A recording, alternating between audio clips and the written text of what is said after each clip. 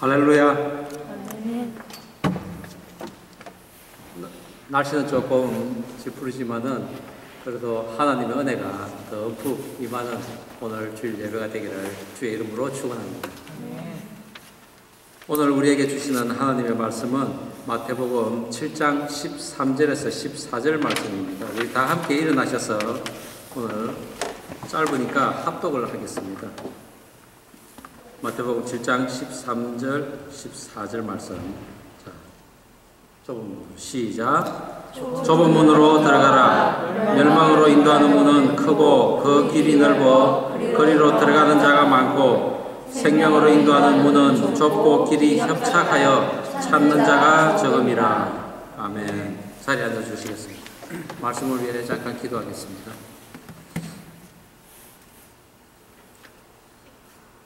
여호와께서 너를 지켜 모든 환난을 면케하시며 또 내 영혼을 지키시리로다. 여호와께서 너의 출입을 지금부터 영원까지 지키시리로다. 하나님 아버지 감사합니다. 오늘 저희들 하나님 존전에 나와 예배 드릴 수 있음을 감사드립니다.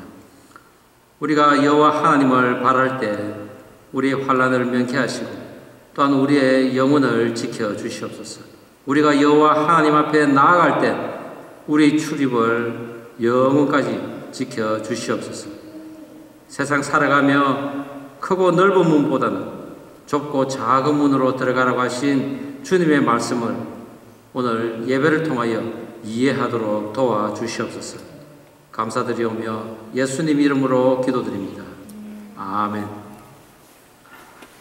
1951년 82세로 생을 마감한 프랑스 작가 앙드레 지드, 그는 실제로 외사촌 누이와 결혼을 한 그 삶을 바탕으로 하여서 책을 쓰는데 그것이 바로 좁은 문이라는 책입니다.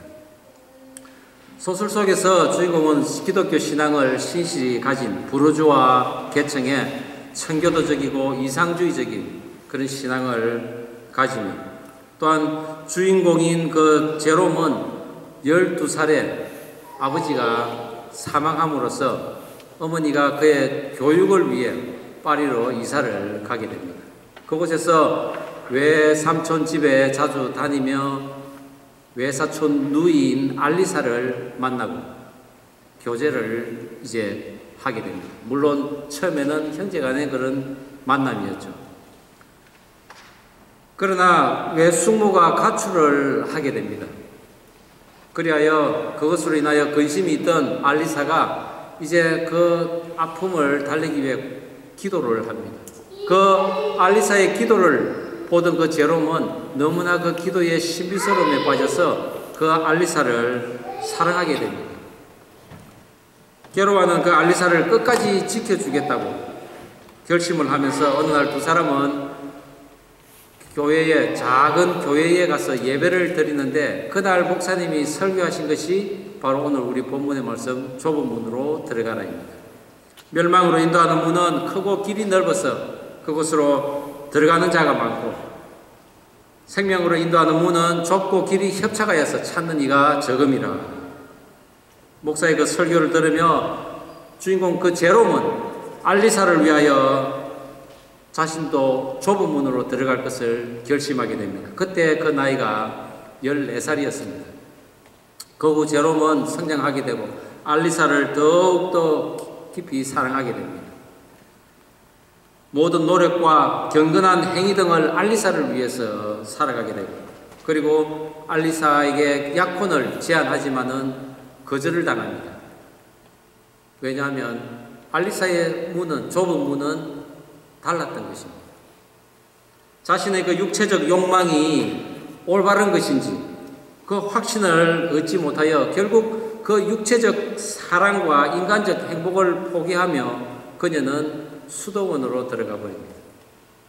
그곳에서 3년 이후에 자신의 그 사랑이 제롬이 없는 그 사랑은 하나님의 사랑일지라도 무의미하다는 것을 그녀는 인식하고 다시 그 수도원으로 나옵니다.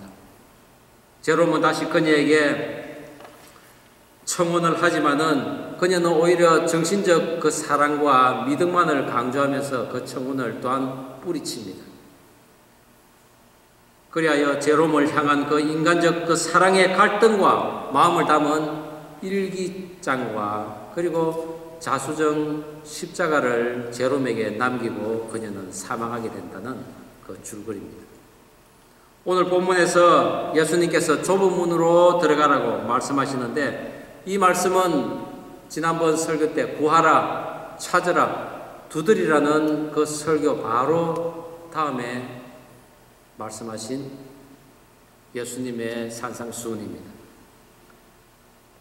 구하는 것은 무엇이라고 했습니까? 맡겨놓은 물건을 찾듯이 요구하는 것입니다. 그리고 찾는 것은 하나님께 경배하는 것이요 또한 하나님께 질문하는 것이라고 했습니다. 두드리라. 문을 똑똑똑 두드리면서 기도의 응답을 받는 것입니다. 그런데 오늘 예수님께서는 특별하게 좁은 문으로 들어가라고 하십니다. 이 말씀은 크고 넓은 문도 있다는 것입니다. 그러나 많은 사람들이 크고 넓은 문으로 들어가기를 원합니다. 그런데 예수님께서는 우리들의 생각과는 달리 그런 크고 넓은 문이 아니라 좁고 작은 문이라는 것입니다. 어떤 때는 부모보다도 더 잔소리가 많은 것 같은 예수님 말씀이지만은 어려운 말이라도 제자들은 질문을 하지 않습니다. 질문하지 않는다는 것, 아는 게 없다든지 또는 관심이 없다든지 몰라도 아는 척하는 아마 그 세 중에 하나일 것입니다. 어떻습니까? 우리나라 학생들이 미국 와서 공부할 때 흔히 겪는 잘못된 그런 습관이 하나 있습니다. 수업 시간에 앉아서 듣기만 하지 질문 잘 안 합니다. 왜 그렇습니까? 예전부터 질문을 잘 안 하는 습관이 있기 때문이죠. 물론 몇몇 사람들 잘 알아듣지 못해서 또한 질문 안 하는 수도 있습니다. 그러나 하나님의 말씀에 의문이 생긴다면 우리는 질문을 해야 됩니다. 지난번 설교 때처럼 찾아야 합니다. 제가 아는 성도분이 한 분 계셨는데 할아버지가 목사셨습니다. 그리고 그분은 미국에서 대학 교수였습니다. 영문학 교수였습니다. 그런데 그분이 한 번은 담임 목사님에게 상담을 하러, 신앙 상담을 하러 갔습니다. 선교에 관한 상담이었는데 자기는 이 교회보다도 오히려 지금 선교사로 나가고 싶다고 막 그렇게 상담을 하는 것입니다. 그런데 그 목사님이 선교도 중요하지만은 이 교회에서 더욱더 충실한 봉사를 하고 그리고 신앙을 키운 다음에 나가도 늦지 않다고 그렇게 얘기합니다. 그리고 교회 이 시스템 밖에서 혼자서 그렇게 선교를 하고 다니고 하는 것은 믿음이 없는 사람의 일이라고 이렇게 말을 듣는 순간에 그분은 그냥 시험에 빠진 것입니다. 그때 그분은 하나님께 질문을 했어야 했습니다.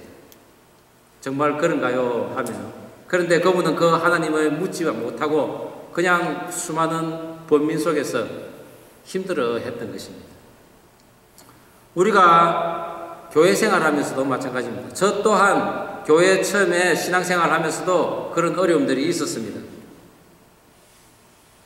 이상하고 수상한 사람도 있고 또 어떤 사람들은 행동이 또한 이상하게 저에게 보이는 것입니다. 그리고 교회에 불미스러운 뉴스거리도 들리고 정말 어디에도 물어볼 수가 없었습니다.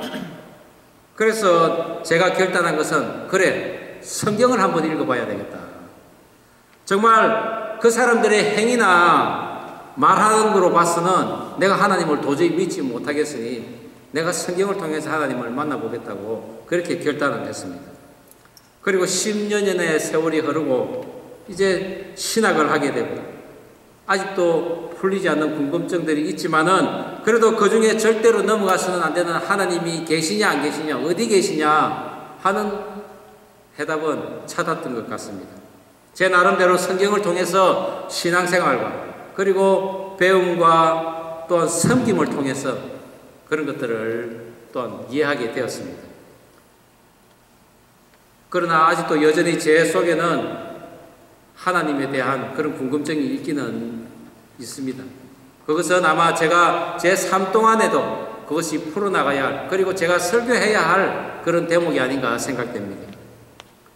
하루에 한 가지씩만 알아도 365일, 계산해서 40년을 계산한다면 정말 엄청난 많은 하나님에 대한 지식을 쌓아갈 것 같지만은 우리는 결코 그 하나님에 대해서 완전히 알지는 못합니다. 왜 그렇습니까? 우리의 지식에는 한계가 있기 때문입니다. 우리의 지식으로는 그 하나님의 크고 깊고 넓은 하나님을 측량할 수는 없는 것입니다. 자식이 부모도 다 이해하지 못한다고 했습니다. 하물며 이 피조물인 우리가 창조주이신 그 하나님을 이해하기는 힘든 사실입니다. 그저 우리가 그 하나님을 조금 알므로써 그 하나님을 사랑한다는 것 그 자체가 기적이라고 저는 생각합니다. 오늘로 예수님의 행적 46번째를 저희들이 지금 돌아보고 있습니다. 지난해 12월 크리스마스를 전후해서 예수님의 그 탄생에 대한 설교를 시작했습니다. 예수님이 오시는 것, 그것은 이 땅에서의 준비와 하늘에서의 준비, 그리고 역사적으로 준비하는 그런 것을 거쳐서 예수님께서 오시고, 그리고 십자가에서 매달리시고, 그리고 예수님의 그 모든 행적을 우리가 지금까지 살펴보고 있는 것입니다.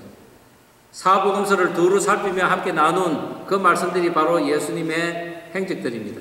이 행적의 설명을 돕기 위해서 우리는 신약과 구약의 그 말씀들을 함께 또한 살펴보았습니다. 왜냐하면 성경은 오직 예수님을 가리키는 책이기 때문입니다. 그것을 우리는 날마다 확인해야 하는 것이죠. 예수님께서 설교하고 계신 당시에도 수많은 사람들이 예수님을 따르고 있었습니다. 그 중에는 예수님을 대적하는 바리새인과 서기관들이 있었습니다. 그리고 또 다양한 직업에 종사하는 사람도 있었고, 심지어는 이방인들도 있었습니다. 그들은 예수님의 그 설교를 일반적으로 그 회당에서 하고 있는 보통 사람들의 그 설교와 같지 않고 하나님의 그 권세가 있는 설교로 인식을 했습니다. 그런데 문제는 그 말씀을 삶에서 우리가 적용하기가 너무나 어렵더라는 것입니다. 예수님께서 뭐라고 하셨습니까? 부자에게 나를 따르려거든 내 재산을 다 팔아서 가난한 사람에게 나눠주고 나를 따르라. 그리고 내 멍에는 가벼우니 내 십자가를 지라. 또한 부모 공경에 있어서도 부모를 공경하라고 하셨지만은 막상 부모의 장사를 지내고 나서 예수님을 따르겠다고 하니 죽은 자에게 장사를 지내라고 오히려 그런 말씀을 하셨습니다. 오늘의 본문 말씀인 좁은 길도 예수님께서 지금까지 산상수훈을 하신 그 설교의 마무리 단계입니다. 예수님께서 말씀하신 좁은 문은 과연 어떤 의미일까요?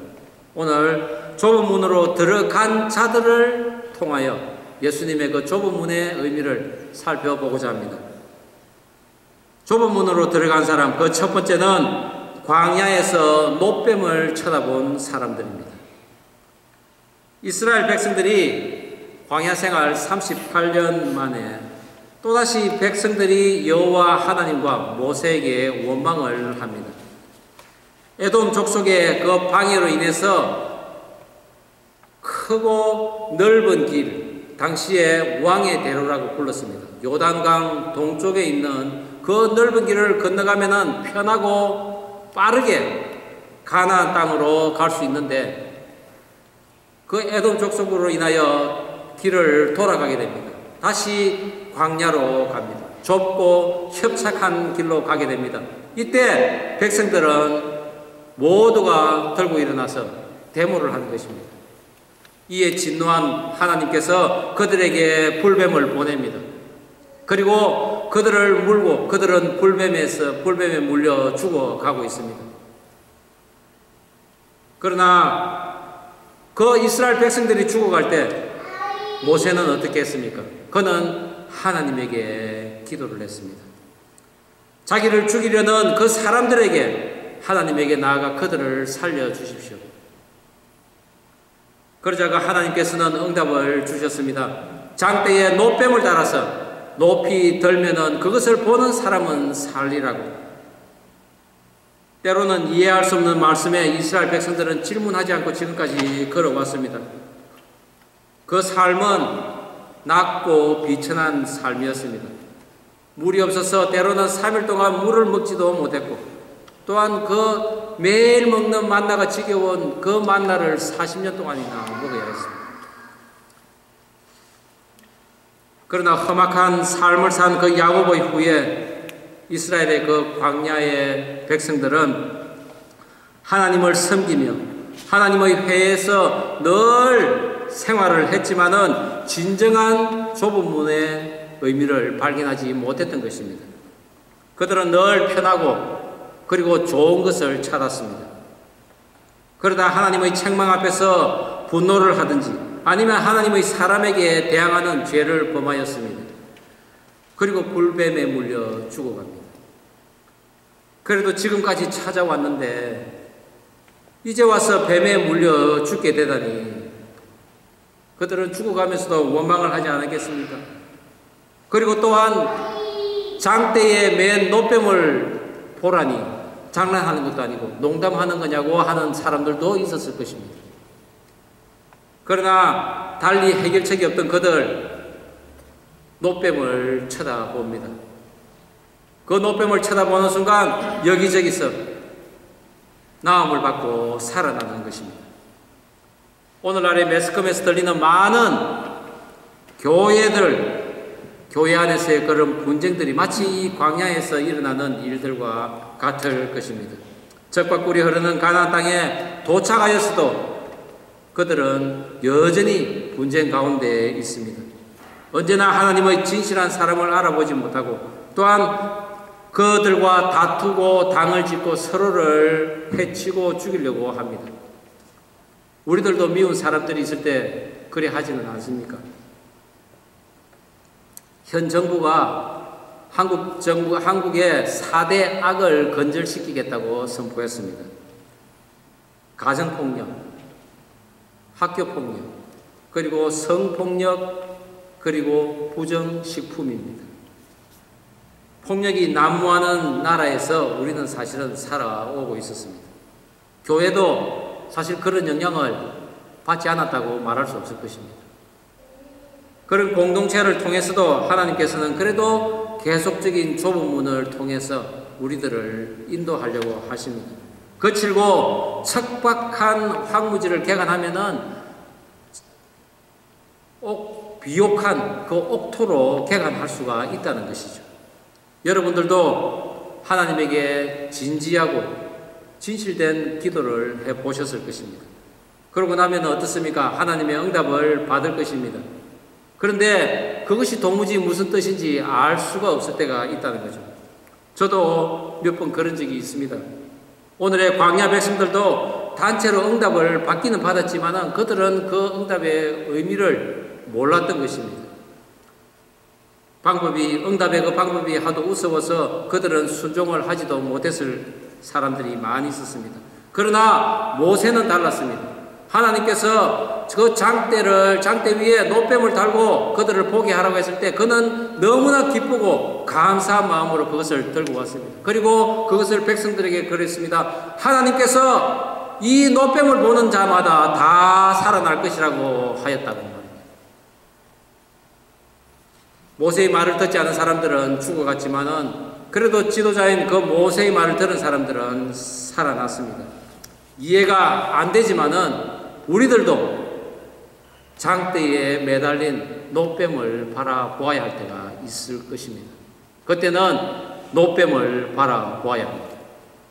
하나님의 진노 앞에서 살 길은 온유하시고 죄 없으신 그 예수님께서 십자가에 높이 들려 있어 우리를 살리신 그 예수님을 우리가 바라보아야 한다는 것입니다.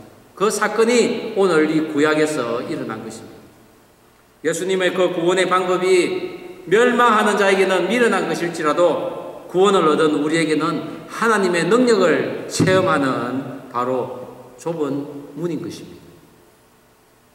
그분에게 가는 문이 바로 겸손한 문이요, 또한 낮고 천한 문이요, 세상 사람들에게는 미련한 문으로 보여서 많은 사람들은 들어가기가 싫어할 것입니다. 그리고 그 사람들은 크고 넓은 문만 찾을 것입니다. 여러분은 여러분들을 모함하고 또한 해치려고 하는 그런 사람들이 있으면 어떻게 하시겠습니까? 여러분들에게 자격이 있느니 없느니, 그리고 당을 짓고 남을 죽이려고 하는 자들에게 우리는 모세처럼 기도를 할 수 있겠습니까? 때로는 이해가 되지 않더라도 하나님의 말씀에 순종하고 있습니까? 만약 우리가 그렇다면 우리는 좁은 문으로 들어가는 사람들입니다. 우리가 다 예수님의 능력을 있느니 없느니 불평하고, 왜 내 형편은 맨날 이러냐고 불만하고, 걸어왔던 길 다시 또 돌아가게 하는 그런 하나님 정말 야속하다고 원망할 때 예수님께서는 우리를 위해 중보 기도하고 계신다는 것입니다. 우리가 언젠가 예수님을 사랑한다고 고백한 적이 있을 것입니다. 예수님은 그것을 기억한다는 것입니다. 우리의 자녀들이 어렸을 때 그렇게 예쁘고 사랑스러웠던 거 우리 부모들이 다 기억합니다. 우리 자녀들의 그 해맑은 웃음, 그리고 그 귀여운 것을 우리는 다 기억을 합니다. 예수님께서도 마찬가지라는 것입니다. 우리가 신앙적으로 처음 예수님을 만났을 때 그 예수님을 사랑하고 그 예수님에게 우리의 모습을 보여드렸을 때 그 예수님께서는 우리의 그 모습을 그대로 기억하고 계신다는 것입니다. 그래서 우리가 비록 크고 넓은 길을 갈지라도 예수님께서는 우리를 위해 중보 기도를 하고 계시는 것입니다. 노뱀을 쳐다본 적 살더라. 쳐다보다라는 이 말은 곧 하나님을 온전히 바라보고 그리고 그 하나님을 신뢰하고 순종한다는 의미입니다. 그렇습니다. 좁은 문으로 들어간다는 것은 사단인 뱀에게 물려서 죽어가는 우리들을 위해 죽어가신 그 예수님을 우리가 바라볼 때 살아날 수 있는 것, 그리고 또한 살 뿐만 아니라 우리에게 영원한 생명을 주신 것을 약속하는 바로 그것이 좁은 문으로 들어가는 우리들의 모습이어야 할 것입니다. 좁은 문으로 들어가는 사람 두 번째는 교회에서 섬기고 수종드는 사람들입니다. 아버지 집에서 한 번도 떠난 적은 없지만은 그래도 아버지를 공경하지 않은 사람이 있었습니다. 아버지 집에서 열심으로 일은 했습니다. 그래서 누구보다도 의로움은 또한 있었습니다. 그런데 그는 여전히 불만을 가지고 아버지를 섬깁니다. 바로 누가복음 15장에 나오는 탕자의 비유에서 나오는 탕자의 형입니다. 그는 아버지의 처사가 마음에 들지 않았던 것입니다. 불황자 같은 동생이 아버지 재산을 다 소비하고 거지꼴로 돌아왔는데도 아버지께서 그를 위하여 소를 잡고 잔치를 해준 것에 대해서 불만을 가졌던 것입니다.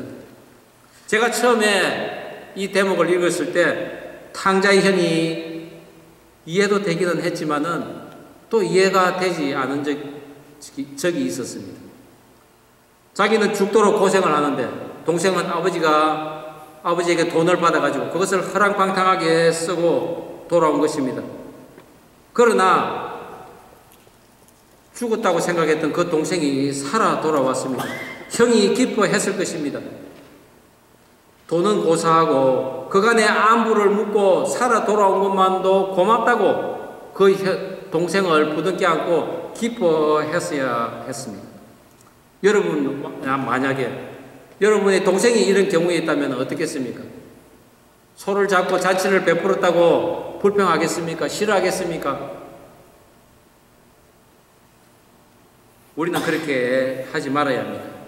아버지의 잔치에 함께 동참해서 기뻐해야 합니다. 그런데 제가 늦은 나이에 교회를 다니기 시작했습니다. 그때 바로 제가 탕자였고 또 불황자였던 이 둘째 아들이었습니다. 그런데 제가 예수 믿지 않고 얼마 있지 않아서 신학 공부를 한다고 하니 많은 사람들이 놀랐습니다. 좋게 생각하면은 대단하다고 했지만은 또 나쁘게 생각하면은 믿음도 없는 사람이 웬 신학 공부를 하냐고 그렇게 생각을 했던 것입니다. 교회 안에서 많은 우리 교인들의 그 행사 가운데서도 이런 일들이 일어날 수가 있습니다. 같이 신앙생활하던 별 볼 일 없던 어떤 한 사람이 정말 잘 되었습니다. 그것을 위해 우리가 그동안 같이 기도했고 같이 또 눈물 흘렸고 같이 즐거워했던 것을 우리가 기억하고 그와 함께 기뻐하고 즐거워해야 합니다. 그런데 오히려 그렇지 못하는 사람들이 또한 교회 공동체에도 있을 수 있다는 것입니다. 기도가 지연되고 또한 응답이 지체되고 뼈가 녹는 듯한 그런 고통을 함께 나누었기에 우리가 그 기도에 응답된다면은 우리도 또한 기뻐해야 한다는 것입니다. 만약에 이런 사랑의 기도가 사라진다면은 교회 공동체는 탕자의 형만 남는 그런 교회가 되는 것입니다. 둘째 아들이 아버지에게 나의 분깃을 주소서 하며 그 아버지의 분깃을 받아가 멀리 떠납니다. 그런데 이 분깃을 달라고 해서 우리가 생각을 해보면은 구할 때 잘 구해야 된다는 것입니다. 물론 돈을 받아갔겠죠. 재산을 받아갔겠죠. 그런데 그것은 그를 멸망케 하는 재산이었던 것입니다. 분깃이었던 것입니다. 하나님을 경외하지 않고 구하는 자는 바로 망하는 것을 구하게 됩니다. 오늘 둘째 아들이 바로 그런 케이스였던 것입니다. 그런데 아버지는 둘째 아들의 분깃을 주면서 큰 아들에게도 분깃을 나누어 줬습니다. 각각 나누어 줬다고 성경은 기록하고 있습니다. 이것은 이미 큰 아들, 그러니까 그 탕자의 형도 아버지의 분깃을 다 받았습니다. 다만 지금 물질로서의 받은 것이 아니라 유언으로서 받았겠죠. 그래서 큰아들은 언제나 아버지의 눈치를 살피면서 농사를 짓습니다. 그리고 양들과 짐승들을 치며 쉴 새 없이 아마 일을 해야 했을 것입니다. 그래서 은근히 화가 났겠죠.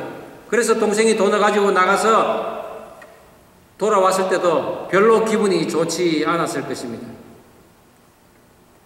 그런데다가 소를 잡고 풍악을 올리는 잔치를 하자 그는 화가 났습니다. 잔치에 들어가지도 못하고 방에 밖에서 서성거립니다. 그러나 그 사랑의 아버지는 그를 붙들어서 잔치에 참여시키려고 합니다.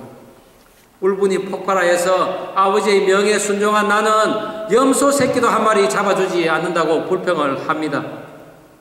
그러나 사랑이 많으신 아버지, 구부러지고 협착한 마음으로 있는 그 큰아들에게 그러지 말라고 명백한 컨펌을 해줍니다. 내 것이 다 네 것이라고. 믿는 사람들이 때로는 세상 사람들에 비해 손해가 이만저만이 아니고 또한 나서기도 부족한 물질들을 11조다 감사한겁니다. 이것을 다 원하시는 그런 하나님을 느낄 때 야비하고 무정하다고 느낄 때가 있을 것입니다. 특히 목회자들 흔히 물질 부족에 많이 힘들어하고 있습니다. 과로로 또한 힘들어하고 있습니다. 아버지를 제대로 섬겼는데 왜 나는 이렇나요? 불평불만을 할 수가 있다는 것입니다. 그러나 하늘 아버지는 우리의 그 구부러지고 협착한 심령을 다 이해하고 계십니다. 비록 우리가 울분으로 화가 나서 구해도 하늘 아버지께서는 자상하게 우리에게 다 주신다고 말씀하실 것입니다. 그러니 우리는 어떻게 해야 합니까? 오히려 우리는 상냥하게 아버지에게 그래 이야기를 해야 합니다. 아버지, 내가 열심히 일을 했으니 이제 친구들과 함께 이번 농번기에는 소를 한 마리 잡아 주십시오. 염소 새끼를 한 마리 잡아주십시오. 이렇게 이야기하면은 그 아버지께서 안 잡아주시겠습니까? 현명하게 아버지를 바라보아야 한다는 것입니다. 하늘 아버지 집을 결코 떠나지 않는 그 둘째 아들을 미워했던 그 형의 모습이 또한 사실은 좁은 문에 들어가는 그런 모습인 것입니다. 소설 그 좁은 문에서의 그 제롬은 사랑하는 알리사가 고통을 이기기 위해서 기도하는 모습을 보고 그녀를 위해 좁은 문으로 들어가겠다고 그래 맹세를 했지만 실제적으로 앙드레 지드는 그 외사촌 누이와 결혼을 했습니다. 그는 그러나 육체적 그 사랑과 인간의 그 행복을 구하는 길, 그것은 곧 구부러지고 협착한 심령으로 가는 길이라고 그는 인지했을 것입니다. 그래서 그는 또 다른 세상이 있다면은 이제는 고귀한 영혼의 그 사랑을 위해 결혼을 하지 않고 끝까지 하나님의 사랑을 지키다 죽은 알리사처럼 살겠다고 그래서 이 소설을 쓴 것이 아닌가 생각이 됩니다. 우리들 중에도 그런 환상을 꿈꾸고 있지는 않습니까? 일단 살아보고 그리고 나중에 거룩한 것을 사모해도 늦지 않습니까? 그렇지는 않습니다. 많은 사람들이 세상의 행복을 구하다가 구부러지고 협착한 그런 삶을 살지만은 고귀한 하나님의 그 사랑을 지키다가 구부러지고 협착한 삶을 사는 그런 사람도 있다는 것입니다. 그때 하늘 아버지께서 오셔서 우리에게 말씀하십니다. 얘야, 내가 너를 위해 소를 잡고 그리고 풍악을 올리며 춤을 추는 그런 잔치를 준비했단다. 그동안 내가 아버지의 집을 떠나지 않고 이 아버지를 지킨 그런 모습을 보였기 때문에 내가 너를 위해서 잔치를 베풀겠단 말이다.